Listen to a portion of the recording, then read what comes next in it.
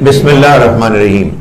ہم یہاں ایک ایسے کھانے اور گپ شپ کی مجلس میں آئے ہیں جس میں کبھی کبھار آپ مجھ سے سوال بھی پوچھ سکتے ہیں. اس کا جواب جو میں دوں اس پر آپ کو مطمئن ہونے کی کوئی ضرورت نہیں، مان لیں آپ اس کو.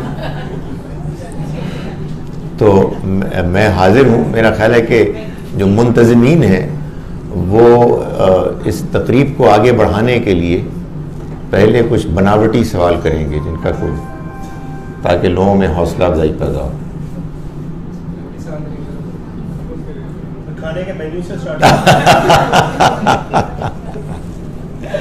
یہ آپ اگر لوگوں کے اتنی دل کی بات آپ نے کہنی شروع کر دی تو پھر ہمارے کوشچن آنسرز نہیں ہو سکیں گے.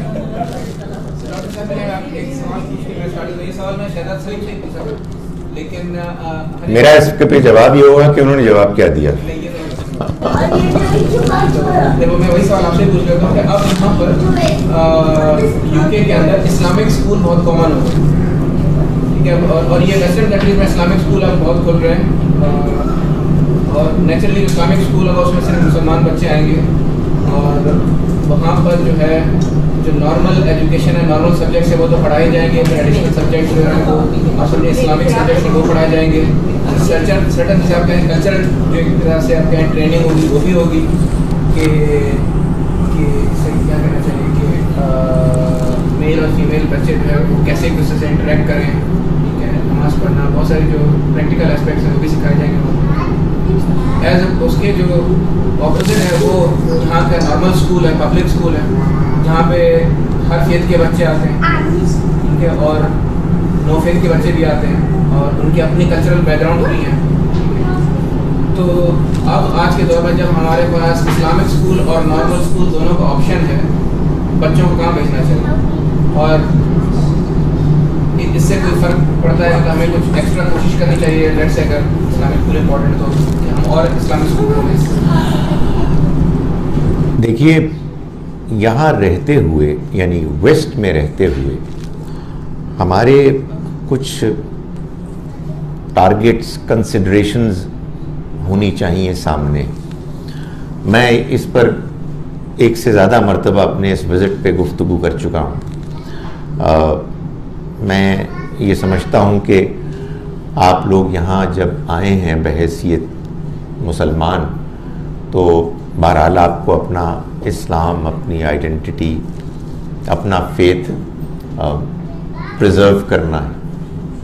لیکن ایک دوسرا مقصد یہ بھی ہے کہ آپ جب یہاں آئے ہیں تو آپ اس معاشرے کا حصہ بنیں اور اس میں کنٹریبیوٹ کریں، یہاں کی اچھی چیزیں سیکھیں، اور جو آپ کے پاس اچھی باتیں ہیں، اللہ کا دین ہے، ایک پیغام ہے، اس کو آپ شیئر کرنے کی پوزیشن میں ہوں. جو سوال آپ نے کیا ہے، سچی بات یہ ہے کہ اس کا جواب تو جو لوگ یہاں رہتے ہیں وہی دے سکتے ہیں، دونوں طرح کے انسٹیٹیوشنز کو جان کر. اگر جن کو آپ اسلامک سکولز کہہ رہے ہیں وہ جس طرح کی ایجوکیشن ٹریننگ دے رہے ہیں اس میں بچے بالکل ون سائیڈڈ بن رہے ہیں، جو معاشرے سے کٹ رہے ہیں، بالکل ایک آئسولیٹڈ معلوم ہوتا ہے کہ کمیونٹی ہے جو پیدا ہو رہی ہے، تو پھر تو ظاہر ہے اس کو انکریج نہیں کرنا چاہیے. لیکن اگر یہ معلوم ہو کہ وہاں اس چیز کا اہتمام کیا جا رہا ہے کہ اسلامک لرننگ کے علاوہ وہ یہ بھی بتا رہے ہیں کہ کیسے اس معاشرے کا وہ ایک میننگ فل حصہ بنے اور غیر مسلموں کے بارے میں عزت احترام پیدا کیا جا رہا ہے، تو میں سمجھتا ہوں کہ پھر اس میں کوئی حرج نہیں. یہ ڈیپینڈ کرتا ہے کہ آپ سکولز کو کیسے رن کر رہے ہیں. مگر وہ والدین کے جو اپنے بچوں کو یہاں کے لوکل ٹریڈیشنل سکولز میں بھیج رہے ہیں، جو آپ کہیے کہ نان اسلامک ہیں، آئی ایم شیور کہ بہت سے تو اس اسٹیج سے گزر چکے، ان کے لیے بہت ضروری ہے کہ وہ اپنے بچوں کے ساتھ ایک اچھا کمیونیکیشن رکھیں, بات چیت کریں, ایسی بات چیت کہ جس میں بے تکلفی ہو. یہ نہ ہو کہ بچے دیکھیں کہ والد صاحب یا والدہ صاحبہ کسی بات پر جو انہوں نے ان سے شیئر کی ہے سخت غصے ہو گئے ہیں, ناراض ہو گئے ہیں, اور اس کے بعد یہ ہوگا کہ بچے بچی سے آپ کا کمیونیکیشن ٹوٹ جائے گا. اس کے بعد انہوں نے سننا, کرنا, کہنا تو وہی ہے جو انہوں نے کرنا ہے, لیکن آپ کو خبر نہیں ہوگی, اور یہ ایک بہت بڑی ٹریجڈی ہوگی. سو میں سمجھتا ہوں کہ اسلامک سکولز یا دوسرے سکولز, زیادہ امپورٹنٹ چیز یہ ہے کہ والدین اپنے رول کو جانیں کہ انہیں اپنے بچوں کے ساتھ ایسے اچھی طرح سے کمیونیکیٹ کرنا ہے, بات چیت کرنی ہے کہ وہ ایک جانب اپنی ٹریڈیشنز, اپنے دین کے بارے میں بھی خود شوق سے سیکھیں, سمجھیں, اور دوسری جانب والدین اس کا اہتمام کریں کہ وہ اس معاشرے کے بارے میں بھی ان کو پازیٹیو چیزیں بتائیں کہ وہ اس کا ایک میننگ فل حصہ بنے. آبویسلی یہاں کی بعض ان برائیوں, وائسز کو بیان کرتے ہوئے کہ ان سے ہمیں بچنا ہے. میں کسی ایک خاص ماڈل کے بارے میں فرم اپنا اوپینین نہیں دے سکتا جب تک کہ میرے سامنے ان کا سلیبس, ان کا طریقہ, ان کی ٹریننگ نہ ہو. دونوں امکانات میرے خیال میں ایکولی پاسبل ہیں. دو قسم کے یہاں پر اسکول ہیں جی, اس میں یہ ہے کہ ایک قسم تو وہ ہے جو برمنگھم میں اس بار وقت میں ہے جہاں پر کہ ایکسٹریمسٹ انہیں بن رہے ہیں, اور وہ میں بالکل ایگری نہیں کرتا. ٹرو. ایک دوسری قسم ہے جو یہاں کے ایسٹ لندن میں ہے, انہوں نے یہ اختیار کیے ہیں جو کہ یہاں پر یعنی مطلب یہ کہ مستقل تعلیم بھی اسلامک دین میں, اس کے علاوہ ان کو معاشرے میں جذب کرنے کا طریقہ بھی بتاتے ہیں. ایکسیلنٹ. اس میں یہ ہے کہ جو بچے ہیں وہ اپنے پھر خود بخود یہ سمجھ جاتے ہیں کہ اس وقت بہتر ہے کرنے کے لیے اور اس وقت نہ کرنے. اور اسی طریقے سے جیسے کہ بہت سارے مسلمانوں نے یہ کیا, یہاں پر آنے کے بعد معاشرے میں جب حصہ نہیں لیا, یہ جا کے ایڈ ہونے لگے اپنے واش بیسن میں, جو کہ وہاں پر واش بیسن ہے وہ دھونے کی ہوتی ہے, جی لوگ ناراض بالکل ہوتے ہیں, بالکل صحیح. یہ طریقے جو ہے نا ہمیں نہیں کرنا چاہیے. ہمیں یہ کرنا ہے کہ ہمیں اسلام کے جو اچھے طریقے ہیں رکھیے, اور ہمیں یہاں کے معاشرے میں جا کے ترقی کریں. بالکل, یہ میں اسی پوائنٹ آف ویو کو بیان کر رہا تھا. یہ بتائیے کہ یہ وہ سکولز ہیں جن کا آپ نے لندن میں ذکر کیا جو یوسف اسلام جن کو چلا رہے ہیں, یا کوئی اور لوگ ہیں؟ بہت سارے لوگ, بہت جی جی نہیں, وہ تو سکولز آپ نے بالکل صحیح فرمایا کہ ویسے سکولز تو سچی بات یہ ہے کہ حکومت کو بھی اجازت نہیں دینی چاہیے کہ جہاں ایکسٹریمزم اور آئسولیشن اس کی تعلیم دی جا رہی ہے. میں ان دوسرے سکولز کی بات کر رہا تھا کہ اگر اس طرح کی تعلیم تربیت ہے تو اس میں کوئی حرج نہیں, بلکہ سچی بات یہ ہے کہ کچھ اچھا ہی ہے.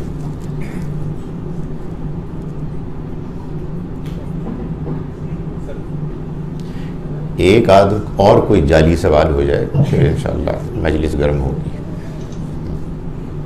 سر, جو اسلامک ایجوکیشن کا بچوں کے لیے بیلنس ہے, لائک میں اپنی بات کروں گا, I was raised in Pakistan, obviously in Lahore, اور ہمیں جو اسلام ہم نے سیکھا بیسکلی وہ ایک رٹا تھا جو ہم اسکول میں بھی لگاتے تھے, اور اسلام کا بھی رٹا لگا لیا, لیکن کبھی انڈرسٹینڈ نہیں کیا. قرآن پڑھا تو عربی اڑا دی, ترجمہ نہیں پڑھایا کبھی. تو اب I would like to think I'm mature, my wife will think differently, لیکن آپ ان کی طرف مت دیکھیں. obviously آپ میں انڈرسٹینڈ کر رہا ہوں, اور مجھے کنیکشن فیل ہوتا ہے اور ایک دلچسپی فیل ہوتی ہے. تو بچوں کو کس حد تک اور کس ایج تک بیسکس سکھانی چاہیے اور اس سے آگے نہیں بڑھنا چاہیے, اور what is that line which we need to draw, ان کو کہاں تک اور کس ایج تک بتائیں تاکہ اس کے بعد ان میں دلچسپی ہو اور وہ اس راستے کو خود ڈھونڈیں. دیکھیں، ایک تو ہمارے ملک پاکستان میں وہ جو آپ نے صحیح فرمایا کہ جس طرح سے دین سکھایا جاتا ہے وہ بس بات ٹھونس دی جاتی ہے، ایسے بتایا جاتا ہے کہ یہ سب چیزیں وہ ہیں کہ جو مان لینے کی ہیں، عمل کرنے کی ہیں۔ اب پاکستان کے ماحول کی حد تک تو وہ کچھ چل جاتی تھیں، اس میں بھی سچی بات یہ ہے کہ ڈیفرنٹ رد عمل ہوتے ہیں۔ بہت سے لوگ تو اس کے نتیجے میں کچھ نہ کچھ ٹریڈیشنل اسلام اختیار کر لیتے ہیں، کچھ دلچسپی بھی پیدا ہو جاتی ہے، وہ آگے بڑھتے ہیں تو کچھ اسلامک جو کام ہو رہے ہیں، دعوتیں ہیں، وہ ان کو اٹریکٹ بھی کر لیتی ہیں۔ مگر میں نے دیکھا ہے کہ بہت سے ذہین نوجوان اس سے ایک ریئیکشن کا بھی شکار ہو جاتے ہیں، بیزاری بھی ہو جاتی ہے۔ اس پر مزید ہمارے ہاں جو ایک ستم ہو رہا ہے وہ یہ کہ اسلامک سٹڈیز اور اسلامیات کے نام پر بار بار وہی مضمون پڑھایا جا رہا ہے، جس ستم کو کرنے میں میں بھی شامل ہوں، تو میرا کام یہی۔ تو میں یہ دیکھتا ہوں کہ ہماری سٹیج تک، یونیورسٹی کی سٹیج تک آتے ہوئے اسٹوڈنٹس جو ہیں وہ اتنے بیزار ہو چکے ہوتے ہیں کہ وہ کچھ سننے کے لیے تیار نہیں ہوتے۔ تو ظاہر ہے کہ اس طرح کے کام کرنے کا کیا فائدہ۔ مگر میں نے گزارش کی کہ پھر بھی بڑی حد تک وہ ایک پاپولیشن کے بڑے سیگمنٹ میں پالیسی چل جاتی ہے۔ یہاں یہ قطعاً نہیں چلے گی، یعنی یہاں آپ ایک ایسے انوائرنمنٹ میں ہیں کہ جس میں بڑے چیلنجز ہیں، آپ کے بچے انٹریکٹ کرتے ہیں ان لوگوں سے کہ جو ایک بالکل دوسری سوچ رکھتے ہیں، جن کے ہاں سیکھنے کا ایک بالکل مختلف انداز ہے۔ مجھے اجازت دیجئے کہ وہ انداز بہتر انداز ہے، کویسچن کیا جاتا ہے، سوال کیا جاتا ہے، کریٹیکلی ایگزامن کیا جاتا ہے۔ میں آنیسٹلی آپ کو یہ بتاؤں کہ یہ انوائرنمنٹ ہمارے دین کو سیکھنے کے پوائنٹ آف ویو سے اس لحاظ سے زیادہ بہتر ہے، لیکن اس میں والدین کا ایک بڑا امپورٹنٹ رول ہے۔ والدین اگر اپنے اسی ٹریڈیشنل انڈرسٹینڈنگ پر ریجڈ اور انفلیکسیبل رہے تو یہ بہت پرابلمیٹک ہوگی چیز۔ انہیں چاہیے، اور میں سمجھتا ہوں کہ جب اللہ نے آپ کو آپ ہی کے فیصلے کے نتیجے میں ایک نئی سچویشن میں، نئی آزمائش میں ڈال دیا ہے تو آپ اس میں پورا اتریں، آپ اپنے دین کو سیکھیں۔ جیسے جیسے آپ کے بچے آپ کو آپ کا دین سکھائیں، وہ آپ کو کیسے سکھائیں گے؟ کویسچن کر کے، چیلنج کر کے۔ آپ یہ محسوس کریں گے کہ جو آپ کی پہلی انڈرسٹینڈنگ ہے وہ جواب دینے میں اپنے آپ کو قاصر محسوس کر رہی ہے، انکیپیبل محسوس کر رہی ہے، تو آپ ادھر ادھر دیکھیں، پوچھیں، سٹرگل کریں، اور کبھی اپنے بچوں کو دینی سوال کے نتیجے میں نہ جھڑکیں، نہ کوئی نکما جواب دیں۔ اگر آپ کو جواب نہیں آتا تو دیانتداری سے اعتراف کریں کہ okay this is a very good question, ہم اس کو سیکھنے کی کوشش کرتے ہیں۔ رہا آپ کا سوال، حقیقت یہ ہے کہ اس معاملے میں ایک تو امپورٹنٹ چیز یہ ہے کہ امی اور ابا میں کوئی اختلاف نہیں ہونا چاہیے، والدین کو ایک پیج پہ ہونا چاہیے۔ جو آپ نے اختلاف جھگڑا کرنا ہے، کمرہ بند کریں اور اس کو ساؤنڈ پروف کریں، اور جو باتیں کرنی ہے کریں، بچوں کے سامنے ایسا نہ کریں۔ میرا یہ خیال ہے کہ آپ اپنے بچوں کے بیہیویئر سے یہ جان لیں گے کہ کون سی پالیسی آپ کو اپلائی کرنی ہے۔ میں سچی بات ہے کہ یہ سمجھتا ہوں بہت سے بچوں کے کیسز کو دیکھ کے کہ it would vary from child to child. بعض بچے ہیں کہ جن کو آپ بالکل ابتدا سے نماز کا پابند کرتے ہیں، کچھ سختی بھی کرتے ہیں، وہ ٹھیک رہتے ہیں، بہت اچھے رہتے ہیں۔ بعض کو وہی آپ پالیسی اختیار کرتے ہیں تو باغی ہو جاتے ہیں۔ میرا یہ خیال ہے کہ اس میں آپ کو قدم قدم پر اپنی پالیسی کو ریویو کرنا چاہیے۔ اگر بچے ہمارے دین کے بنیادی جو چیزیں ہیں نماز روزہ اچھے آداب ان کے بارے میں ریسیپٹیو ہیں تو میں سمجھتا ہوں کوئی حرج نہیں ہے کہ ان کو یہ سب کچھ کروایا جائے. اگر وہ کسی وجہ سے ابھی ریسیپٹیو نہیں ہے, کچھ ریئیکٹ کر رہے ہیں, تو ذرا ویٹ کیا جائے اور یہ طے کر لیا جائے کہ ہم نے we have not given up, ہم اور طریقے اور اسٹریٹجیز اڈاپٹ کریں گے, جیسے اچھی فیملیز کے ساتھ ملنا, دوسروں کے ہاں جانا جہاں کہ یہ ماحول ہے اور ان کے سوالوں کے جواب دینا, کچھ انعام کچھ انسینٹیو وغیرہ ان کو دینا. دی امپورٹنٹ تھنگ از کہ آپ کو آپ کے بیک آف مائنڈ پر یو آر ورڈ نمبر 1, اور آپ اللہ سے دعا کر رہے ہیں اور اس چیز کو اپنی پرائرٹیز میں ایک جگہ دے رہے ہیں. میں آنیسٹلی اس کا قائل نہیں ہوں کہ ایکسیپٹ فار دا فیکٹ کہ معاشرہ خود کوئی ایک پالیسی ایک اسٹریٹجی کے مطابق سب کو ایک سلیبس ایک ٹریننگ پیٹرن دے رہا ہے, میں اس کا قائل نہیں ہوں کہ کوئی ایک سٹیٹمنٹ دے کے سب کو کہوں کہ ایسے ہی والدین گروم کریں. میں نے انہی پالیسیز میں مختلف بچوں میں مختلف ایٹ ٹائمز بالکل فرق اپوزٹ ریئیکشنز دیکھے ہیں. So I think each child has to be taken separately, ان کے اپنے اپنے جو مزاج ہیں ریئیکشنز ہیں ان کو دیکھ کے آپس میں بات چیت کرتے رہیں اور دیکھیں کہ کس موقع پر وہ سوچنے کے لیے سمجھنے کے لیے تیار ہیں. اللہ سے دعا کریں انشاءاللہ آپ سب لوگ اس معاشرے میں اسلام کے نمائندے ہیں, آپ کے ناموں کے ساتھ اسلام کی ریفلیکشن ہوتی ہے. لیٹس ناٹ forget کہ ہم وی کیری a responsibility, اور اس کے لیے ظاہر ہے کہ آپ ہم خیال لوگوں کا ملتے رہنا, ایک دوسرے سے ایکسچینج کرنا ویوز, یہ امپورٹنٹ ہے, بڑا یوزفل ہوتا ہے.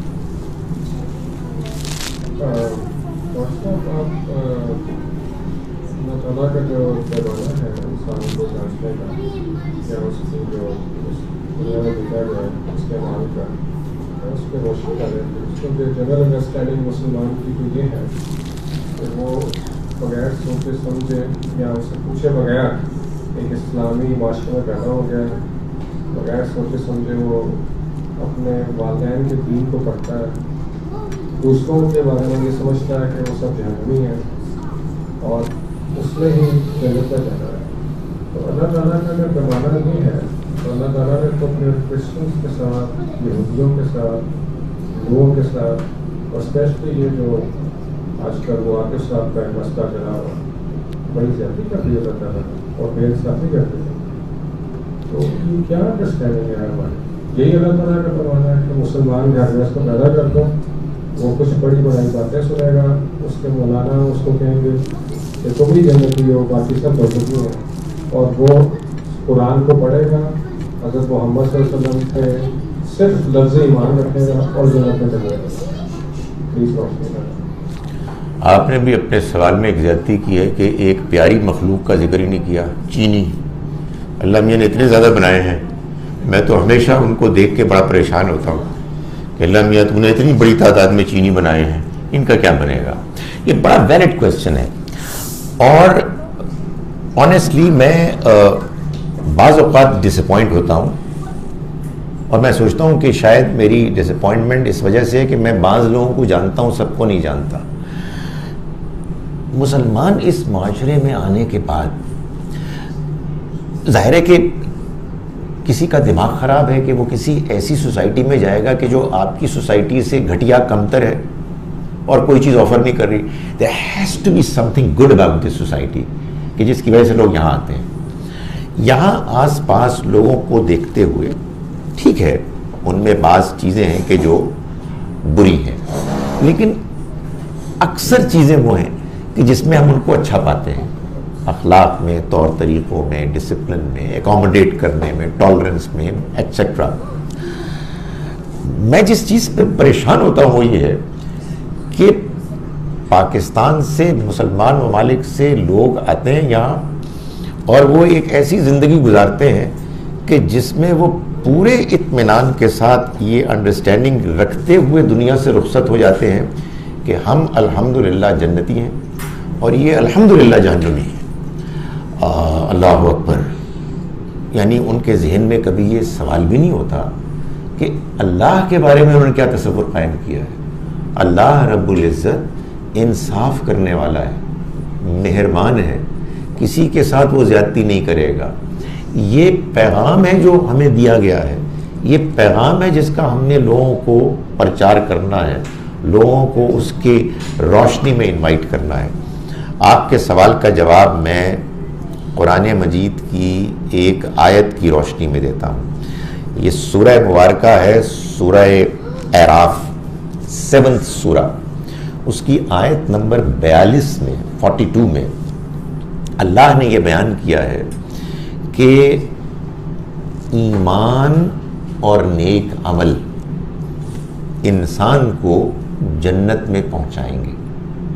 جو ایمان لائے گا اور جو نیک عمل کرے گا وہی جنت والا ہے, اس میں ہمیشہ رہے گا.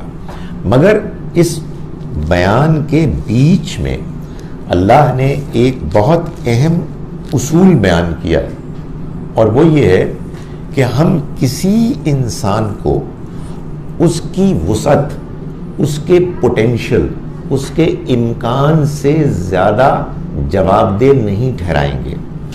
یعنی ہر انسان ایمان اور نیک اعمال کی بنیاد پر جانچا جائے گا. کتنا ایمان, کتنے نیک اعمال, جتنا اس کی کیپیسٹی تھی, جتنا اس کا پوٹینشل تھا. یہ پوٹینشل, کیپیسٹی, امکان, وسعت کیا ہوتی ہے؟ یہ دو چیزوں کا نام ہے. ایک آپ کی شخصیت میں جو اللہ نے پیدائشی خوبیاں رکھی ہیں, انٹیلیجنس, کچھ ہمارے اندر جذبات ہوتے ہیں, کچھ لوگ زیادہ صابر ہوتے ہیں, کچھ کم ہوتے ہیں, وغیرہ وغیرہ. یہ ایک چیز ہے. اور دوسرا آپ کا ماحول, آپ کا انوائرنمنٹ. ان دونوں کو اللہ سامنے رکھ کے ہر فرد کے بارے میں الگ سے فیصلہ کرے گا کہ اس کا کتنا پوٹینشل ہے, اس سے کتنی توقع کی جا سکتی تھی, اور given that potential اس نے کتنا پرفارم کیا. کس چیز میں؟ حق بات کو جاننے میں. یہ ہے ایمان. اور حق بات کو جاننے کے بعد اس پر عمل کرنے میں, یہ ہے نیک اعمال. اس کا کوئی تعلق مسلمان اور غیر مسلم ہونے سے ہے ہی نہیں. جب اللہ کے پیغمبر اس دنیا میں آتے ہیں, قرآن سے معلوم ہوتا ہے کہ ان کے آنے کے بعد ان کا کردار, ان کی دعوت, ان کا ماحول, ان کے سامنے رہنے والے لوگ, ان کے ایڈریسز پر حقیقت اتنی واضح کر دیتے ہیں, اتنی واضح ہو جاتی ہے کہ اگر وہ نہ مانے تو پھر وہ مجرم قرار دیے جاتے ہیں, ان کو کافر قرار دیا جاتا ہے. کافر یعنی جان بوجھ کر سچائی کو جان لینے کے بعد انکار کرنا.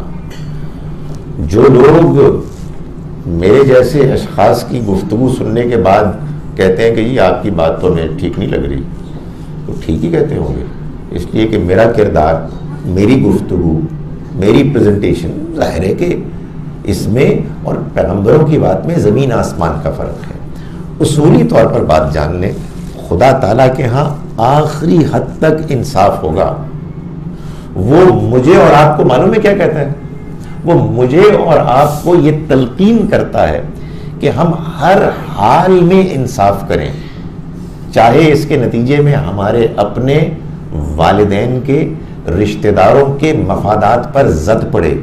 وہ ہم سے یہ کہتا ہے کہ ہم ہر حال میں انصاف کریں, چاہے اس کے نتیجے میں دشمن ہی کو فائدہ کیوں نہ ہو.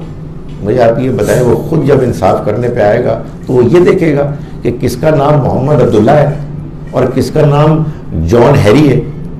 نہیں, وہ یہ دیکھے گا کہ انسانوں کے اپنے اپنے حالات, ماحول, شخصیت میں کتنا پوٹینشل تھا. سب انسان اللہ کے بنائے ہوئے ہیں, وہ رب العالمین ہے اور وہ میرٹ کی بنیاد پر فیصلہ کرے گا. اس لیے یہ ایک بہت ہی مقبول، بہت ہی وائڈ اسپریڈ غلط فہمی ہے مسلمانوں کی، اور مسلمانوں ہی کی کیا، عیسائیوں کی بھی یہی غلط فہمی ہے، یہودیوں کی بھی یہی غلط فہمی ہے. یہ ایک مذہبی بیماری ہے جس کے تحت ایک مذہبی نقطۂ نظر رکھنے والے، ویسے بائی دا وے ہمارے مسلمانوں میں تو جو فرقے ہیں وہ بھی یہ سمجھتے ہیں کہ ہم لوگ جو اس فرقے سے تعلق رکھتے ہیں ہم ہو جائیں گے کامیاب، باقی سارے جہنمی ہیں الحمدللہ. اور واقعی وہ اسی اطمینان سے کہتے ہیں جیسے کہ ان کو بڑی خوشی ہو رہی ہے. استغفر اللہ. جس شخص کو یہ بات معلوم ہے کہ جہنم کتنی سخت تکلیف کی، پریشانی کی جگہ ہے، وہ کسی دشمن کے لیے بھی اس کے لیے دعا نہیں کر سکتا، خواہش نہیں کر سکتا. ہم کو اللہ نے جو پیغام دیا ہے یہ پیغام پوری دنیا کے لیے ہے، یہ پیغام خوشخبری کا پیغام ہے. میں ابھی اپنے ایک جاننے والے سے ملا کہ جو مجھے اپنے گھر لے گئے، اس لیے کہ میں ان کے والد مرحوم کا کلیگ تھا اور وہ دنیا سے رخصت ہو گئے. وہ بڑی حسرت سے یہ کہہ رہے تھے کہ اے کاش کہ میرے والد ہوتے، لیکن وہ تو نہیں ہیں، اب آپ آ گئے. تو میں نے اس کو کہا کہ بیٹے انشاءاللہ تم اپنے والد سے ملو گے. تو معلوم ہے کہ ہمارے دین نے، قرآن نے خوشخبری دی ہے. اللہ نے بتایا ہے کہ 3 جگہ بتایا ہے کہ اگر والدین بھی ایمان اور نیک اعمال کے ساتھ صحیح رویہ رکھتے ہوئے اس دنیا سے جائیں گے اور اولاد بھی اسی طرح سے جائے گی تو اللہ سب کو اکٹھا کر دے گا. یہ وہ خوشخبری ہے کہ جس کو پوری دنیا میں پھیلانے کی ضرورت ہے. اللہ کا پیغام حوصلہ پیدا کرتا ہے، اللہ کا پیغام امید پیدا کرتا ہے، اللہ کا پیغام انسانیت پیدا کرتا ہے، اللہ کا پیغام جوڑتا ہے اور نفرتیں نہیں پیدا کرتا. اس لیے میرا یہ خیال ہے کہ ہم مسلمانوں کو اللہ کی کتاب کو غور سے، تدبر سے پڑھنا چاہیے. ہم نے بس اس کو سرسری طور پر پڑھ کر ایک رائے قائم کی ہے جو ایک ایکسٹریم رائے ہے، جو ایک غلط رائے ہے، اور ہم انفارچونیٹلی اس کے مطابق زندگی گزار رہے ہیں اور دوسرے لوگوں کے ساتھ وہ رویہ اختیار کر رہے ہیں کہ جو میں آپ سے گزارش کروں کہ اللہ تعالیٰ ہرگز ہم سے نہیں چاہتا. یہ جو ایمان کی بات کی آپ نے، جو غیر مسلم ہے وہ ایمان کا کیسے، میں تھوڑا سا کلیئر کرنا چاہ رہا ہوں جی. ان کا ایمان کیا ہو؟ دیکھیں وہ رسول کو نہیں مانتے، خدا کو کچھ لوگ مانتے ہیں، کچھ نہیں مانتے. اس میں ایمان کی رتی کیسے پوری ہوگی؟ ایمان پہلے تو یہ دیکھتے ہیں کہ کس کو کہتے ہیں. اس دنیا میں بہت سے وہ حقائق ہیں کہ جن کو ہم آبزرو کرتے ہیں، جن کو ہم جانتے ہیں، اس کا تجربہ کرتے ہیں، اور بعض وہ حقائق ہیں جو ہم کو نظر نہیں آ رہے، جس میں سب سے بڑی حقیقت اللہ رب العزت کی ہے. اس نے آخرت کی زندگی کا فیصلہ کیا ہے، اس نے بندوں کی رہنمائی کے لیے وحی اتاری ہے. اب یہ جو حقائق ہیں ان کو ماننے کا وہ تقاضا کرتا ہے، لیکن یہ تقاضا انسانوں سے ان کے حالات کے مطابق. جس کو بات پہنچ گئی، ٹھیک طرح پہنچ گئی، اس پر بات واضح ہو گئی، وہ پوری طرح سے ماننے کے لیے ذمہ دار ہے. جس کو ابھی بات پوری طرح سے پہنچی ہی نہیں وہ اس کے مطابق ذمہ دار ہے. میں آپ کو اس کی ایک مثال دیتا ہوں.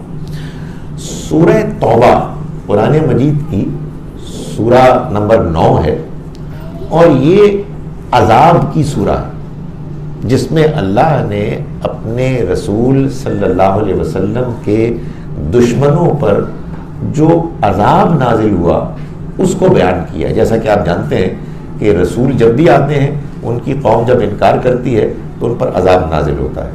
یہ واحد سورہ ہے چنانچہ جو بسم اللہ الرحمن الرحیم کے بغیر شروع ہوتی ہے، اس لیے کہ اس میں اللہ کے رحمان و رحیم ہونے کا جو ذکر ہے سورہ کا مزاج اس سے مختلف تھا.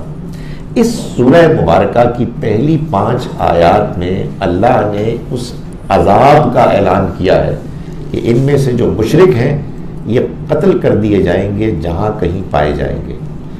6 آیت میں اللہ تعالیٰ فرماتے ہیں کہ البتہ ان میں سے جو لوگ تم سے پناہ مانگیں تم ان کو پناہ کی جگہ میں لے جاؤ اور ان کو اللہ کا کلام سناؤ اور چھوڑ دو. کیوں؟ معلوم ہے کیوں؟ ذالک بانہم قوم لا یعلمون، اس لیے کہ یہ وہ لوگ ہیں جو جانتے ہی نہیں.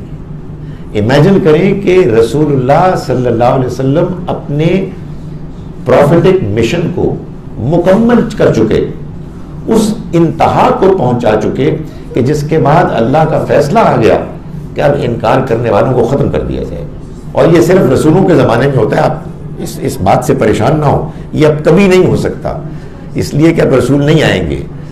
اس موقع پر قرآن کہتا ہے کہ اگر کچھ لوگ کہیں جی کہ ہمیں غلطے دس دو، بات تو بتائیں، تو آپ ان کو الگ لے جائیں، ان کو پناہ دیں، ان کے سامنے اللہ کا کلام پیش کریں اور چھوڑ دیں، اس لیے کہ یہ وہ لوگ ہیں جو نہیں جانتے.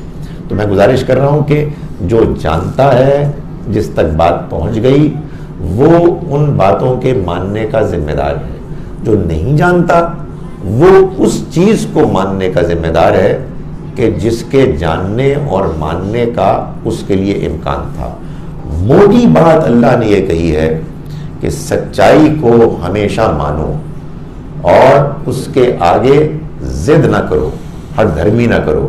ہمارے ہاں صورتحال یہ ہے کہ ہم نے تقریریں سن کے یہ تو مان لیا کہ اللہ کو ہم مانتے ہیں، آخرت کو ہم مانتے ہیں، ہم نبی صلی اللہ علیہ وسلم کو مانتے ہیں، اور حقیقت یہ ہے کہ زندگی میں چھوٹے چھوٹے معاملات میں ہم بددیانت ہیں، ہم جھوٹ بولتے ہیں، ہم دغا دیتے ہیں. وہ چیز کہ جو اللہ کو ماننے کے بعد کوئی آدمی پرماننٹلی کر ہی نہیں سکتا. تو اصل میں ہمارا امتحان اور ہے، اس لیے کہ ہم ایک خاص ماحول معاشرے میں پیدا ہوئے ہیں، اور اللہ کا شکر ہے کہ ہم اس دین کے ماننے والے ہیں، اس کے ریسیو کرنے والے ہیں کہ جو اللہ کا آخری پیغام ہے. لیکن جہاں یہ شرف ہے وہیں پر یہ ذمہ داری ہے. آپ کو معلوم ہے کہ سب سے بڑی ذمہ داری اللہ کے پیغمبروں کی ہوتی ہے، اور ان کو یہ بتایا جاتا ہے کہ جس کڑے امتحان میں وہ ڈالے گئے ہیں، اگر ان سے اس میں کوتاہی ہو گئی تو ان کی جواب دہی زیادہ سخت ہوگی. تو ہماری ایک جواب دہی ہے. دوسرے لوگ کہ جن کو یہ پیغام براہ راست نہیں پہنچا، ان کی جواب دہی ان کے اپنے حالات کے لحاظ سے. وہ حالات کیا ہیں، وہ ایکسپیکٹیشن کیا ہے، یہ کون جان سکتا ہے؟ کوئی نہیں سوائے اس کے کہ جو سب کچھ جانتا ہے، اور اس کا فیصلہ کبھی غلط نہیں ہوگا. اس لیے ہمیں تو کوئی حق ہی حاصل نہیں ہے کہ ہم کسی اور کے بارے میں کوئی فیصلہ سنائیں. سچی بات یہ ہے کہ ہمیں تو اپنے فیصلے کے بارے میں ڈرنا چاہیے اور اس کے لیے تیاری کرنی چاہیے. سوال تو ایکسٹینشن اس کی ایمان کے بارے میں پوچھا کہ اگر جو لوگ نان مسلمس ہیں، اہل کتاب بھی ہو سکتے ہیں، ان کی ایمان کا کیا تقاضا ہے؟ دیکھیں بھائی، بات یہ ہے کہ ایمان سے مراد اللہ پر ایمان ہے، تو ظاہر ہے ان سے پوچھا جائے گا نا، اور اسی بنیاد پر پوچھا جائے گا کہ جو ان کے پاس انفارمیشن تھی. وہ انفارمیشن کیا ہے؟ کچھ چیزیں ہمارے اندر موجود ہیں پیدائشی طور پر، کچھ چیزیں خارج سے معلوم ہوتی ہیں. اللہ جانتا ہے کہ ان کو کتنا معلوم ہے، اس کے مطابق انہوں نے کیا رویہ اختیار کیا. یہی معاملہ آخرت کے معاملے میں ہوگا، یہی معاملہ رسالت کے معاملے میں ہوگا. بعض لوگ کہتے ہیں کہ یہ سب جو عیسائی ہیں یہ تو اللہ کا بیٹا مانتے ہیں اور وہ شرک ہے. بالکل صحیح ہے، یہ سوال ان سے پوچھا جائے گا. میں نے یہ سوال کیا، میں تو جب یہاں پڑھتا تھا تو مجھے بڑا شوق تھا کہ میں ان لوگوں سے بات چیت کروں. تو جب میں نے ان کو یہ کہا کہ بھائی آپ لوگ تو اللہ کے ساتھ شریک ٹھہراتے ہیں اور اللہ کا بیٹا مانتے ہیں، تو مجھے ایک سے زیادہ لوگوں نے کہا کہ یہ جو بات کرتے ہیں یہ ایسی بے وقوفی کی بات ہے. اللہ کا بیٹا ہے مسیح علیہ السلام، اس سے ہم یہ مطلب لیتے ہیں کہ وہ اللہ کے چہیتے ہیں، اللہ کے فیورٹ ہیں. اب یہ ان کا جواب اللہ کے ہاں قابل قبول ہوگا یا نہیں ہوگا میں نہیں جانتا. مجھے تو سچی بات ہے موقع ملا اسی طرح سے بعض ہندوؤں سے بات کرنا ہے، اور میں نے ان سے سوال پوچھا کہ آپ کیا کرتے ہیں، آپ براہ راست اللہ کو کیوں نہیں مانتے اور اس سے کیوں نہیں تعلق قائم کرتے؟ تو انہوں نے دو جواب دیے. ایک جواب تو انہوں نے یہ دیا کہ بھائی وہ جیسے ڈاک خانہ ہوتا ہے نا، تو ڈاک خانے کے ذریعے سے آپ خط پہنچاتے ہیں آگے جس کو بھی پہنچانا ہوتا ہے، اس طرح سے ڈاک خانے ہیں. جب میں نے زیادہ کچھ ان سے گفتگو کی تو انہوں نے کہا کہ بھائی صاحب آپ مسلمان کیا کرتے ہیں؟ آپ بھی تو اسی طرح سے مزاروں پر بزرگوں کے پاس جاتے ہیں. تو گزارش یہ ہے کہ ایک ہے معلومات، علم جو ہمیں زیادہ حاصل ہو گیا ہے اور ہم اس لیے اس کے لیے زیادہ جواب دیں، ان کو بھی جو حاصل ہے وہ اس کے مطابق جواب دیں. ایمان کے معاملے میں بھی ہر انسان سے اس کی اپنی انڈیویجول کیپیسٹی میں پوچھا جائے گا. جتنا وہ جان سکتا تھا کیا اس نے جانا، یا اس میں ضد، ہٹ دھرمی، تکبر اختیار کیا، اس کے بارے میں اس کے مطابق فیصلہ ہوتا.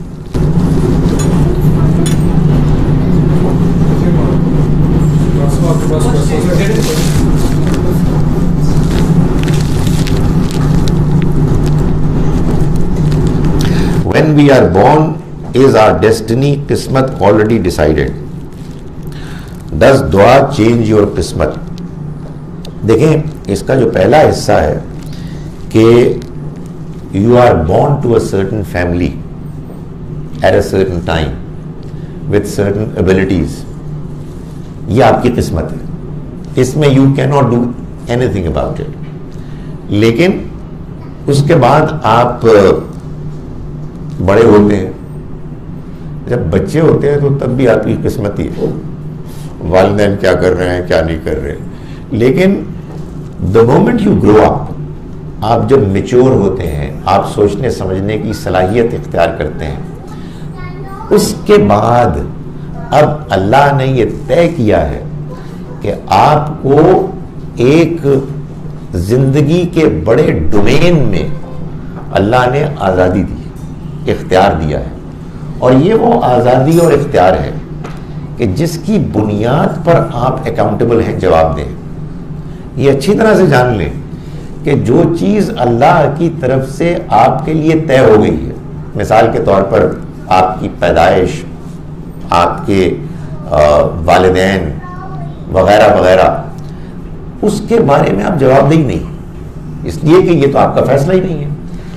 جس کے بارے میں آپ جواب دیں ہیں وہ معاملات ہیں کہ جن میں آپ آزاد ہیں اور آپ اپنی مرضی سے فیصلہ کرتے ہیں. چنانچہ ہم کو زندگی کے مختلف سٹیجز میں، بلکہ سچی بات ہے کہ روزانہ ایسے موقع آتے ہیں جس میں ہم کو یہ فیصلہ کرنا ہوتا ہے کہ میں یہ کروں یا یہ کروں، میں یہ کہوں یا یہ کہوں.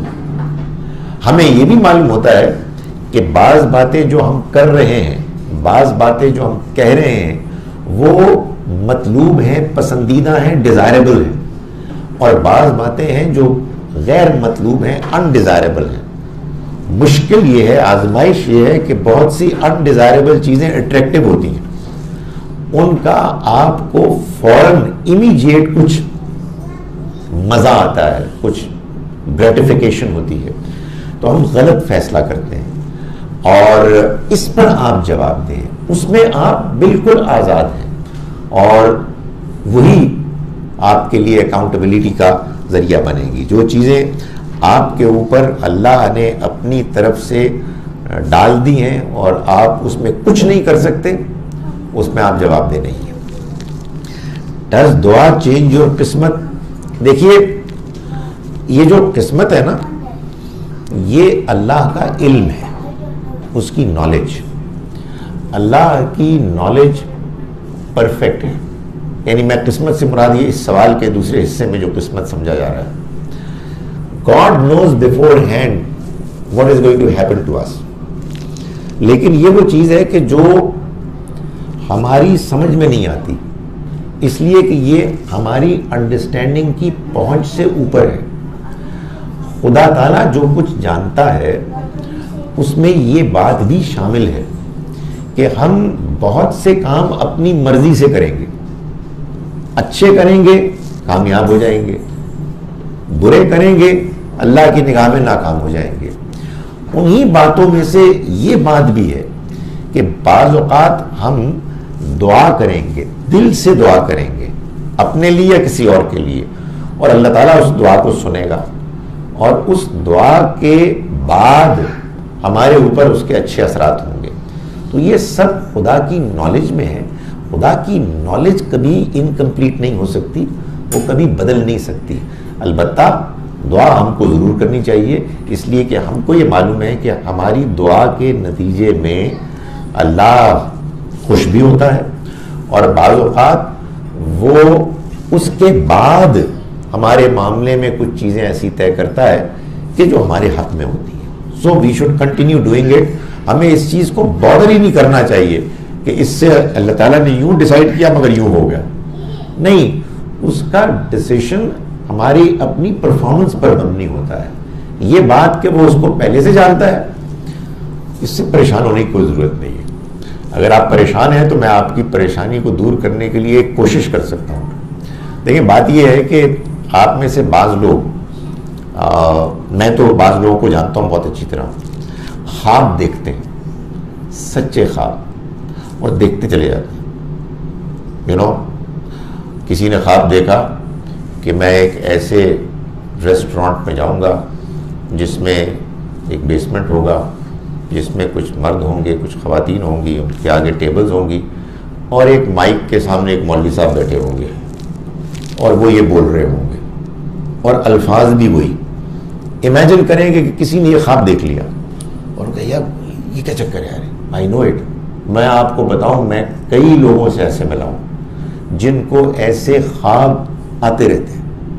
یعنی exactly the way things happen in the future, they've already been shown it in their dreams.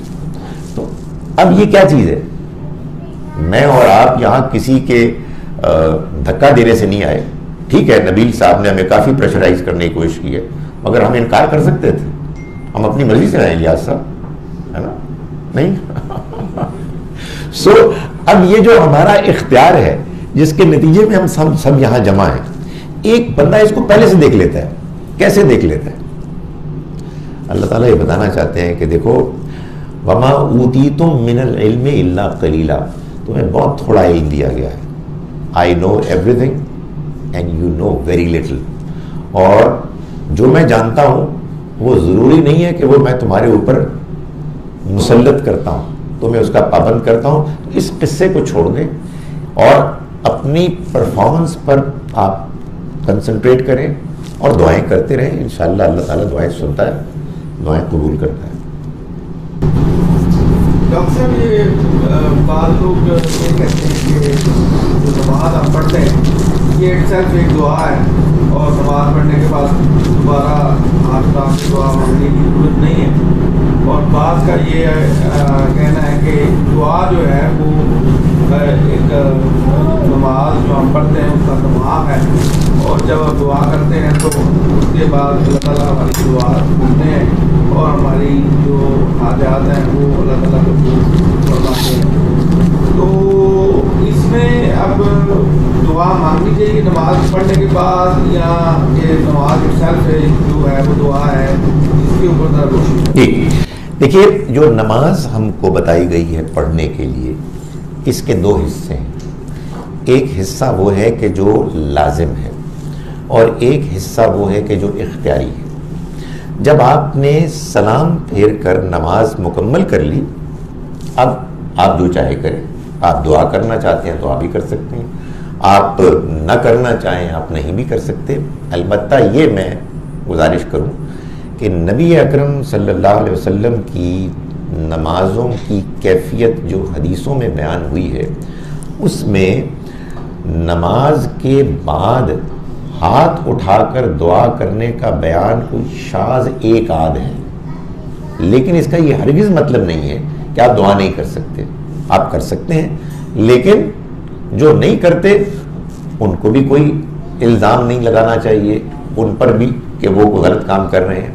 لیکن میں ایک اور بات کہنا چاہتا ہوں، یہ نماز واقعتاً پوری کی پوری دعا ہے. سورہ فاتحہ تو آپ جانتے ہیں کہ دعا ہی ہے. اہدنا الصراط المستقیم صراط الذین انعمت علیہم غیر المغضوب علیہم ولا الضالین، یہ پوری دعا ہے. اس کے علاوہ آپ کے لیے نماز میں ہر موقع پر دعا کرنے کی کی اپرچونٹی ہے. نماز کو ہم اپنی اب جب افیکٹو بنانے کی کوشش کرتے ہیں، اور کوشش کرنی چاہیے، نماز ہماری مؤثر ہونی چاہیے، افیکٹو ہونی چاہیے، اس میں ہم کو اللہ کے ساتھ تعلق جوڑنا چاہیے. اس میں ایک بڑی اہم بات یہ ہے کہ یہ نماز، آپ کو معلوم ہے قرآن کیا بتاتا ہے؟ یہ نماز اللہ کا ذکر ہے. اقم الصلاۃ لذکری، نماز کا اہتمام کرو میری یاد کے لیے، میرا ذکر کرنے کے لیے. یاد میں الفاظ اصل نہیں ہوتے، الفاظ ایک ذریعہ ہوتے ہیں. الفاظ آپ کو ہیلپ کرتے ہیں کہ آپ یاد کریں. میں اگر مثال کے طور پر یہ کہوں کہ میں اپنے والدین کو یاد کر رہا ہوں اور میں کچھ جملے بول دوں ایسے ہی آپ لوگوں کو سنانے کے لیے، اور میں ان کے بارے میں سوچوں نا، تو میں نے کوئی یاد نہیں کیا، میں نے محض الفاظ بولے. تو اللہ کو جب ہم یاد کرتے ہیں نماز میں تو ہمیں اس کی تعریف کرنی ہے، ہمیں اس کو ہر خامی سے پاک ماننا ہے. الحمد کا مطلب ہے اس کی تعریف، اس کی خوبیوں کو بیان کرنا، اس کا شکر ادا کرنا. سبحان اللہ کا مطلب ہے اس کو ہر عیب سے پاک ماننا. جب آپ سورہ فاتحہ پڑھتے ہیں ہدایت کی دعا مانگتے ہیں، جب آپ قرآن پڑھتے ہیں تو وہ ہدایت آپ کو ملتی ہے، اس کا ایک حصہ ملتا ہے. یہ سب کچھ آپ کو سمجھ میں آنا چاہیے اگر آپ واقعتاً صحیح نماز پڑھ رہے ہیں. ہمیں رک رک کر، ٹھہر ٹھہر کر، سمجھ کر پڑھنا چاہیے. اور اس دوران میں جب آپ کا جی چاہے، اور آپ کا جی چاہنا چاہیے، آپ اللہ سے دعا کریں. کہیں قیام میں کریں، کہیں رکوع میں کریں، کہیں سجود میں کریں. اور یہ جو آپ قعدے میں تشہد میں بیٹھتے ہیں، یہ تو نبی صلی اللہ علیہ وسلم نے فرمایا سب دعا ہے، مانگنا ہے اپنے رب سے جو مانگنا چاہتے ہو جب آپ بیٹھتے ہیں. اسی لیے آپ کو معلوم ہے یہ جو درود پاک ہے، یہ جو ہم پڑھتے ہیں، اس کی کیا تاریخ ہے؟ جب نبی صلی اللہ علیہ وسلم نے فرمایا کہ مانگو جو مانگنا چاہتے ہو، تو بعض صحابہ اکرام نے کہا کہ ہم سب سے پہلے آپ کے لیے مانگنا چاہتے ہیں، آپ بتائیں ہم آپ کے لیے کیسے دعا کریں. تو پہلے آپ خاموش رہے. آپ کو معلوم ہے کہ نبی صلی اللہ علیہ وسلم کی بے انتہا خوبیوں کے علاوہ ایک بہت بڑی خوبی یہ تھی کہ آپ بہت ہمبل تھے. آپ نے کائنڈ آف پہلے اس کا جواب نہیں دیا. دوبارہ لوگوں نے پوچھا تو آپ نے یہ درود بتایا. درود یعنی یہ فارسی کا لفظ ہے کہ مطلب دعا. یہ ہم نبی صلی اللہ علیہ وسلم کے لیے دعا کرتے ہیں. اور اس دعا میں اگر آپ غور کریں تو ابراہیم علیہ السلام ان کی بڑائی ہے، اور انہی کی طرح آپ نے ہم سے یہ کہا کہ ہم آپ کے لیے بھی، آپ کے آل خاندان والے، آپ کے ماننے والے صحابہ، ان کے لیے برکت، ان کے لیے رحمت کی دعا کریں. تو یہ ساری نماز جو ہے اس میں بھی دعا ہے، آپ بعد میں بھی مانگ سکتے ہیں.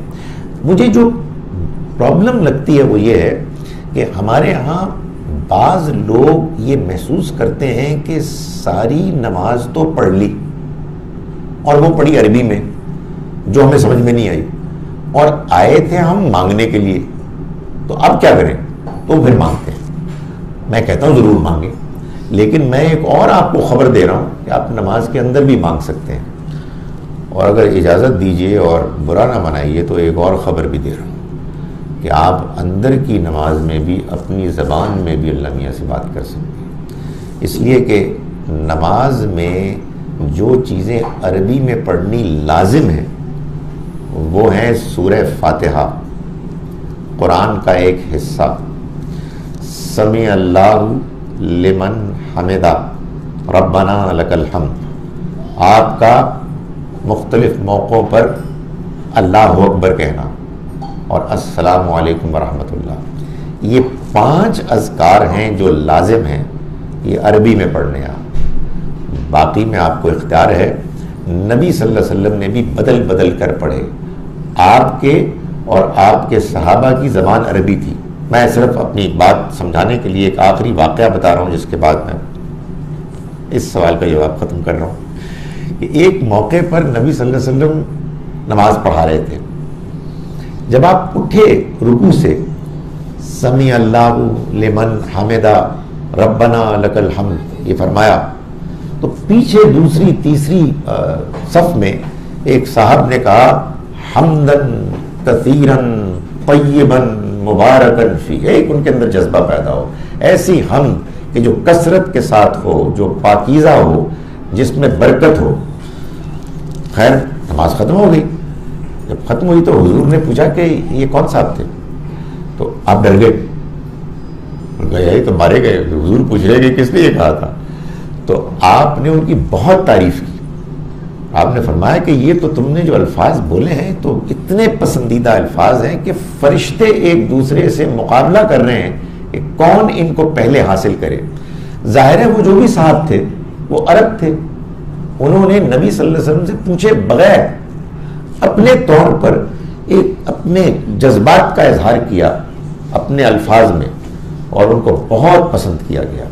تو گزارش یہ ہے کہ یہ نماز آپ کی روزمرہ کی روٹین کا کوشش کرنی چاہیے کہ سب سے اعلیٰ وقت ہو جس میں آپ اس سے بات کر رہے ہوں کہ جس نے آپ کو بنایا ہے, جو آپ کی زندگی اور دنیا کی تمام معاملات کو چلا رہا ہے, جو آپ کی دعاؤں کو سنتا ہے اور آپ کی دعاؤں کو سن کر ان کو قبول کرنے کا پورا اس کے یہاں اہتمام ہے. اس کے آگے جھکیں, اس کی تعریف کریں, اس سے مانگیں, اس سے باتیں کریں. اور مانگنے کی بڑی امپورٹنٹ بات جس کی مجھے تو بہت زیادہ ضرورت پڑتی ہے, معافی مانگنا ہے. معافی صبح و شام کیا فضول کام کرتے رہتے ہیں ہم لوگ, غافل رہتے ہیں. تو اللہ سے نماز میں بہت معافی مانگنی چاہیے.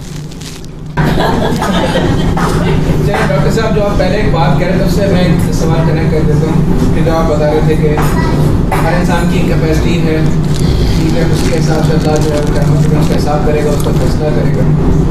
لیکن اگر قیامت کے دن آیا اور اللہ نے جو ہے وہ ایک ایتھیسٹ کو بھی جو ہے وہ جنت میں بھیج دیا, ایک ہندو کو بھی جنت میں بھیج دیا, اور ایک مسلمان آیا جس نے ساری زندگی نمازیں پڑھی, روزے رکھے, زکوٰۃ دی, حج کیے, تو پھر کیا فائدہ ہوا یہ سب کچھ کرنے کا؟ دیکھیں میری اپنی انڈرسٹینڈنگ یہ ہے کہ جس کو آپ کہتے ہیں نا توکل, بھروسہ, ہم کہتے ہیں نا اللہ پہ بھروسہ کرو, اللہ پر توکل کرو. اس کا عام طور پر مطلب یہی لیا جاتا ہے کہ تم اس بات پر بھروسہ کرو کہ اللہ تمہیں کبھی خراب نہیں ہونے دے گا, برباد نہیں ہونے دے گا, تمہارا برا نہیں ہونے دے گا. وہ تمہیں چاہتا ہے, تمہیں پسند کرتا ہے. اگر تم نے صحیح رویہ اختیار کیا تو ایسا نہیں ہوگا کہ وہ تمہیں کسی کے حوالے کر دے گا. یہ ہم اللہ پر بھروسہ کرتے ہیں اس بنیاد پر کہ وہ سب کچھ جانتا ہے, اس بنیاد پر کہ اس کے پاس ہر کام کرنے کی قدرت طاقت ہے, اس بنیاد پر کہ اس کا فیصلہ ہمیشہ صحیح ہوتا ہے, اس بنیاد پر کہ بہت رحم کرنے والا ہے. تو جہاں ہم اپنی زندگی میں اس پر بھروسہ کرتے ہیں وہاں ہم اس کے فیصلے پر بھی بھروسہ کریں, اس کا فیصلہ کبھی غلط نہیں ہوگا. اگر فرض کیجئے کہ کوئی شخص نماز پڑھنے کے باوجود پکڑا گیا, اس کا مطلب یہ ہے کہ اصل میں اس نے نماز دکھاوے کے لیے پڑھی. اس نے نماز پڑھی مگر نماز کے پڑھنے کو اس نے جھوٹ, فراڈ, لوگوں کے ساتھ زیادتی, ان کے ساتھ ظلم کرنے کا ایک ذریعہ بنا لیا. تو آپ کو اور مجھ کو ایسے شخص کے ساتھ ہمدردی کیوں ہے؟ میں بعض اوقات یہ ایک دلچسپ سوال لوگ کرتے ہیں اسی سے ملتا جلتا, کہ لوگ کہتے ہیں جی کہ آپ کی گفتگو سے تو یہ معلوم ہوتا ہے کہ آپ سمجھتے ہیں کہ غیر مسلموں کو بھی جنت ملنے کا امکان ہے, تو پھر ہماری نماز, روزہ, حج, زکوٰۃ کا کیا فائدہ ہوگا؟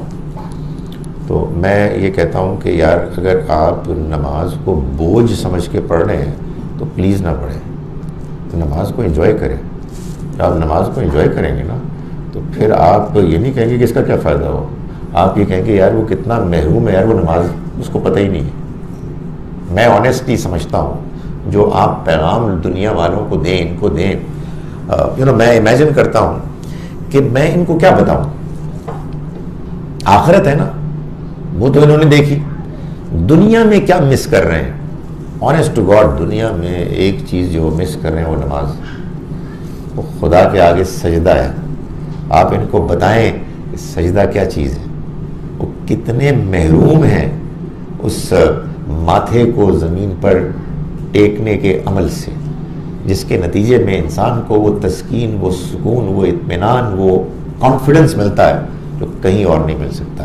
میں اس پر کنونسڈ ہوں کہ یہ بیچارے جب الکوہل شراب پیتے ہیں تو ان کی مجبوری ہے, اس لیے کہ دنیا میں پریشانیاں ہیں, دنیا میں بے چینیاں ہیں, دنیا میں انسان کے لیے ٹینشنز ہیں. تو ہمیں تو ہر نماز ٹینشن سے ریلیف دینے کا موقع بنتی ہے. ہم خدا سے مانگتے ہیں, اس سے معافی مانگتے ہیں, اس سے توفیق مانگتے ہیں. یہ لوگ اس سے محروم ہیں. دوسری چیز, نماز کے علاوہ میں ان کو کیا کہوں گا؟ میں کہوں گا یار تم قرآن سے محروم, تمہیں پتہ ہی نہیں قرآن کیا چیز ہے. قرآن ایک مرتبہ انسان کو سمجھ میں آنے لگے, اور یہ میں مسلمانوں کو بھی کہتا ہوں, تو آپ یہ کہیں گے واقعتاً میں آپ کو بتا رہا ہوں, ایک تو نماز کے بارے میں اور دوسرا قرآن کے بارے میں, کہ اس سے بڑی کوئی نعمت نہیں ہے. خدا کا کلام وہ جب آپ پڑھتے ہیں تو فار گڈ ریزنز ہم اس کو سمجھ کے اس نتیجے تک پہنچتے ہیں کہ اللہ کا کلام ہے. یعنی یہ کوئی بلائنڈ فیتھ نہیں ہے کہ لوگوں نے کہا بار بار ہماری برین واشنگ ہوئی, ہم نے کہا بالکل ٹھیک ہے. نہیں, آپ پڑھتے ہیں, آپ کریٹیکلی پڑھتے ہیں, اور آپ کہتے ہیں نہیں یہ کسی کا نہیں ہو سکتا سوائے اللہ کے جس نے مجھے پیدا کیا ہے. تو آپ اس کے بعد اتنے پریویلیجڈ محسوس کرتے ہیں اپنے آپ کو کہ یار آپ اللہ کا کلام پڑھ رہے ہیں اور اس نے آپ کو یہ بتایا ہے کہ اس کے دنیا کے بنانے کی اسکیم کیا ہے اور اس کی لانگ ٹرم پلانس کیا ہے. تیسری چیز میں محسوس کرتا ہوں کہ جو وہ مس کرتے ہیں وہ اللہ کا گھر ہے, خانہ کعبہ. ایک بڑی زبردست چیز ہے. سو مطلب یہ سوال ہی نہیں پیدا ہونا چاہیے کہ یار مطلب ہم نے نمازاں پڑھیاں کیسی روزے رکھے کہ جنت جو بھی جان گے. تو یار ہم نے نماز پڑھی, ہم نے روزے رکھے ہیں, ہم نے اس کو انجوائے کیا ہے, مطلب ہم نے اس کے نتیجے میں بہت کچھ حاصل کیا ہے, اور انشاءاللہ اللہ کا فیصلہ کبھی غلط نہیں ہوگا. اور اگر کوئی شخص نماز پڑھنے کے باوجود جہنم میں جائے گا تو پھر اس کا مطلب یہ ہے کہ اس کو پتہ ہی نہیں لگا کہ وہ کیا پڑھ رہا. تو اس کے بارے میں آپ کو ہمدردی کیوں؟ اس کے بارے میں تو یہ ضرور پریشانی ہونی چاہیے کہ اس کو بات سمجھ میں آئے, لیکن انشاءاللہ اللہ کا کوئی فیصلہ غلط نہیں ہوگا, سب فیصلے میرٹ کے ہوں. غیر مسلم ہیں جی, وہ اپنے لوازمات پورے کرتے ہیں. ہم جیسے 5 وقت کی نماز پڑھتے ہیں, قربانی دیتے ہیں, زکوٰۃ دیتے ہیں, وہ اپنے مذہب کے مطابق جو ان کے مذہب میں بتایا گیا ہے وہ کرتے ہیں یہ چیزیں. جی ان کو شراب بھی الاؤ ہے. دیکھیں اشفاق صاحب, یہ آنیسٹلی دیکھیں بڑی پیچیدہ بات ہے. یہ میں اور آپ فیصلہ کر ہی نہیں سکتے. شراب ایک بری چیز ہے, یہ میرا خیال ہے انسان جانتا ہے. اگین کون کتنا جانتا ہے ہم نہیں جانتے. اللہ کے ہاں میں آنیسٹلی سمجھتا ہوں کہ قیامت کے روز اللہ تعالیٰ بندوں کو مار کے دوبارہ اٹھا دے گا. اس کو امیجن کرنے میں مجھے کبھی بھی پریشانی نہیں ہوئی. لازماً کر دے گا, کوئی مسئلہ ہی نہیں ہے. کرے گا تو سب کچھ وہی جو وہ کہتا ہے. لیکن ایک چیز کو سوچ کے مجھے ذرا زیادہ حیرانی ہوتی ہے, یار وہ ہر چیز کو جانتا ہوگا, ہر ایک کے بارے میں وہ فیصلہ کرے گا اور عین انصاف کے ساتھ کرے گا. یعنی اسے معلوم ہوگا کہ یہ جو گورا ہے اس سے کتنی ایکسپیکٹیشن ہوئی, اور یہ کتنا جانتا تھا کہ صحیح بات کیا ہے. یہ وہ جانتا ہے. سر وہ میں اور آپ جان ہی نہیں سکتے. ہمیں تو ایک موٹی سی بات پر اطمینان ہے, ہمیں اللہ پر بھروسہ ہے, وہ کسی کے ساتھ زیادتی نہیں کرے گا. یہ جناب قرآن میں کئی جگہوں پر لکھا ہوا ہے, وما انا بظلام للعبید, میں بندوں کے بارے میں ذرہ برابر بھی زیادتی نہیں کروں گا. یار مطلب تھوڑی بہت تو آنیسٹلی, ہم کسی کے ساتھ کچھ بکواس کرتے ہیں تو اب بعد میں افسوس کرتے ہیں کہ یار نہیں کہنا چاہیے تھا, یار مجھ سے زیادتی ہو گئی. خدا تعالیٰ بہت سینسٹیو ہے, وہ ایسا ہرگز نہیں کرے گا کہ ایک آدمی بے قصور ہے یا کم قصوروار ہے اور اس کو پکڑ کے روسٹ کر دے گا، یار یہ تو ہم نے کوئی غلط کام کیے ہوئے کہ ایسی اس باتوں کو مشہور کیا ہوا ہے. خدا کا انصاف ہے جو آخری حد تک جو ہو سکتی ہے نا تفصیل، آخری حد تک اس میں بھی وہ میرٹ اور بے لاگ طریقے سے کرے گا. اس کے ہاں ایک ایسا فارمولا ہے جو بہت کمپلیکس ہے، جو میں اور آپ سمجھ نہیں سکتے. تو اس پر بھروسہ کریں، وہ کبھی کسی کے ساتھ زیادتی نہیں ہونے گی. کمال ہے اس کا معاملہ. یعنی سوچ کر ہی آدمی حیران رہ جاتا ہے کہ وہ کیا کرے گا، لیکن وہ ٹھیک کرے گا، ٹھیک فیصلہ کرے گا.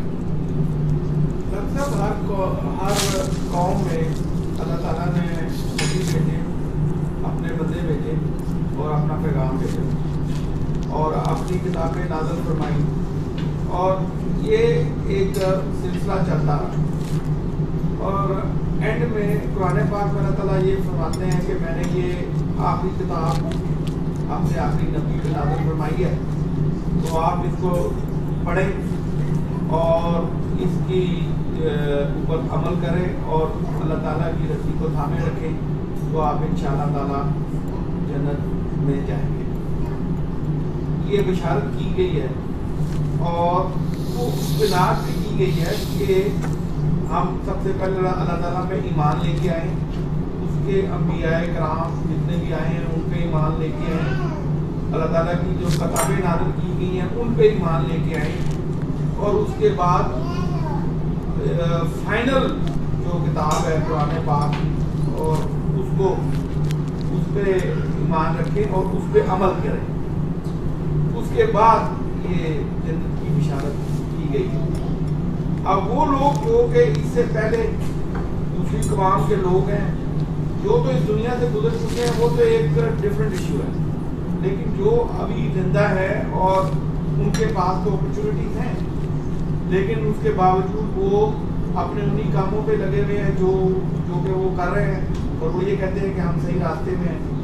اور ان کے بارے میں اور جو لوگ اللہ تعالیٰ کی کتاب پڑھ رہے ہیں، یہ قرآن پاک پہ عمل کر رہے ہیں اور اللہ کے پیغام کو سن کے صحیح راستے میں چل رہے ہیں، تو پھر مطلب ان کے بارے میں آپ کا کیا خیال ہے کہ اگر یہ دونوں ہی جنت میں چلے گئے تو پھر یہ سارا اہتمام، یہ ساری چیزیں، یہ اس کا کوئی مقصد نظر نہیں آتا؟ دیکھیے میں ایک تو آپ کو یہ بات بتاؤں کہ یہ بات آپ جانتے ہیں نا کہ نبی اکرم صلی اللہ علیہ وسلم تشریف لائے عیسیٰ علیہ السلام کے 600 سال سے کچھ زیادہ کے بعد، ٹھیک ہے نا. تو یہ گیپ آ گیا نا، کوئی پیغمبر نہیں تھا دنیا میں، کوئی ہدایت نہیں تھی. تو اللہ کا یہ فیصلہ ہے کہ کچھ انسان ایسے ہوں گے کہ جن کے پاس صرف وہ ہدایت ہوگی جو اللہ نے پیدائشی طور پر دی ہوئی ہے، اور کچھ انسان وہ ہوں گے جن کے پاس وہ ہدایت بھی آئے گی جو اللہ نے آسمان سے نازل کی ہے. نبی اکرم صلی اللہ علیہ وسلم جب تشریف لائے تو آپ کی حیات مبارکہ میں صرف جزیرہ نما عرب تک اسلام پھیلا. دنیا اس سے بہت بڑی تھی. کتنے ہی لوگ ہوں گے جو ہندوستان میں رہتے ہوں گے، چین میں رہتے ہوں گے، افریقہ میں رہتے ہوں گے، ان کو کچھ پتہ نہیں لگا. یہ جان لیجئے کہ یہ اسکیم اللہ کی اسکیم ہے کہ ہر انسان کا امتحان مختلف ہوگا. کچھ لوگ وہ ہوں گے کہ جن کو اللہ کا پیغام مل جائے گا اور امتحان میں آ جائیں گے، اور کچھ لوگ ہوں گے جن کو وہ پیغام یا تو بالکل نہیں پہنچے گا یا پہنچے گا تو ایسے پہنچے گا کہ ان کو بات ماننے کی طرف کوئی میلان نہیں ہوگا، اس لیے کہ انہیں بات ٹھیک طرح سے پہنچی نہیں. جن کو پیغام پہنچ گیا ان کے بارے میں بھی اللہ تعالیٰ یہ فرماتے ہیں کہ ایسا نہیں ہے کہ وہ سارے کامیاب ہوں گے. ان کے بارے میں بھی فیصلہ ہوگا ان کے رویے، ان کے عمل، ان کے ایمان کے مطابق. اور قرآن نے اس غلط فہمی کو یہودیوں کے دور کیا ہے. اس غلط فہمی میں مبتلا تھے کہ وہ جہنم میں نہیں جائیں گے، اگر جائیں گے بھی چند لوگ تو تھوڑی دیر کے بعد واپس آ جائیں گے۔ خدا تعالیٰ نے سورہ بقرہ میں ان کے اس انڈرسٹینڈنگ کو بیان کر کے اس کو مسترد کر دیا۔ سورہ بقرہ کی آیت نمبر 80 اور 81 میں وہ کہتے تھے ہمیں ہرگز آگ نہیں چھوئے گی مگر چند دنوں کے لیے۔ میں کہتا ہوں یہی مسلمان بھی کہتا ہے۔ یہودی کون تھے؟ پیغمبروں کی اولاد تھی، اور وہ یہ نظریہ رکھتے تھے۔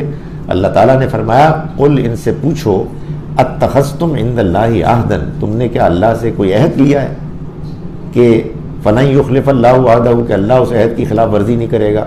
ام تقولون علی اللہ ما لا تعلمون، یا تم اللہ کے بارے میں وہ بات کر رہے ہو جو تمہیں معلوم نہیں، ایسی بیان کر رہے ہو۔ میں نے کوئی ایسا وعدہ نہیں کیا کہ جن کو میرے پیغمبروں کی اولاد ہونے کا موقع ملا، جن کو میرا پیغام پہنچ گیا، وہ تو ہو گئے نجات پالے۔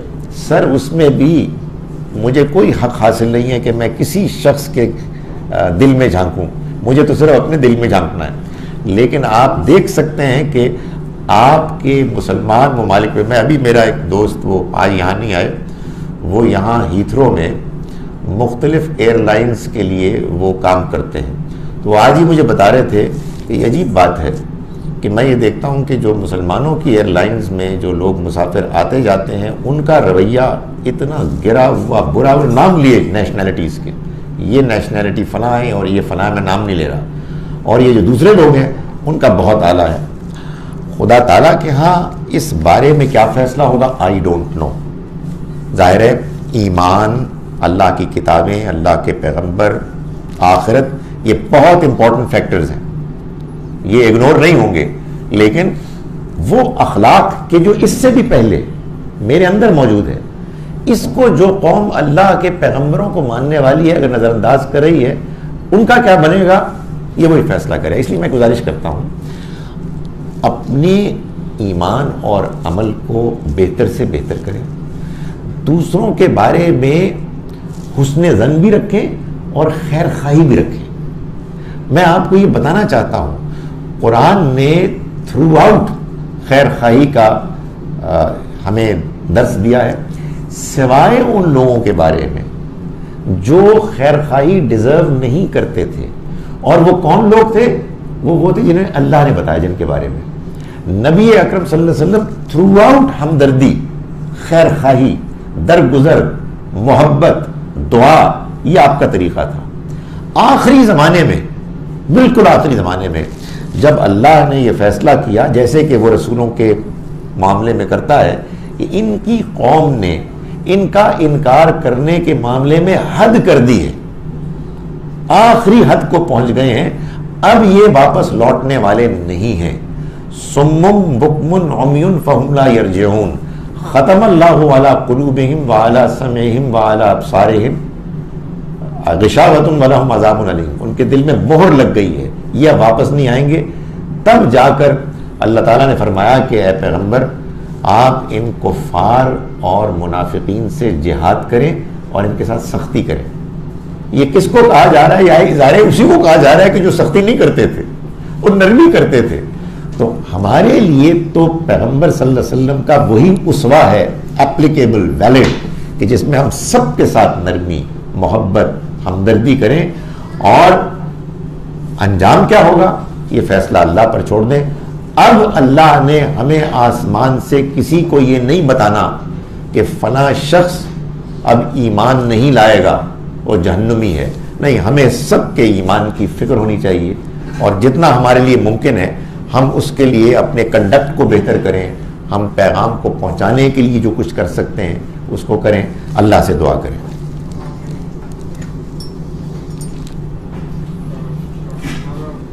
میں نے یہ جواب لمبا اسی لیے کیا تھا کہ آپ کے لیے ٹائم مناسب ہو جائے۔ کھانا ہو گیا الحمدللہ۔ آپ سب لوگوں کے صبر کا ایک اچھا نتیجہ نکلا ہے۔